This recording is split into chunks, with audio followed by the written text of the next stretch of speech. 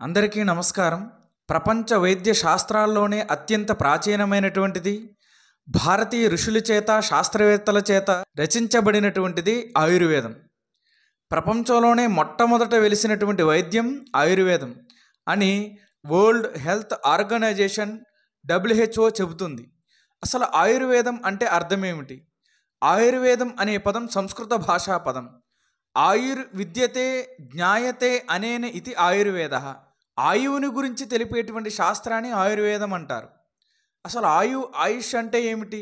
మనం మొత్తం జీవితంలో చిన్న వయస్సు నుంచి ముసలితనం వరకు ఏ వయస్సులో మన శరీరం ఎటువంటి మార్పులు చెందుతుంది, ప్రకృతిని బట్టి శరీరాన్ని బట్టి మనం ఏ ఆహారాలను తీసుకుంటే మన శరీరం ఆరోగ్యంగా ఉంటుంది అని ప్రతి ఒక్క విషయాన్ని కూడా చాలా సూక్ష్మంగా చాలా విపులంగా వివరించి తెలిపేటువంటి శాస్త్రాన్ని ఆయుర్వేదం అని అంటాం.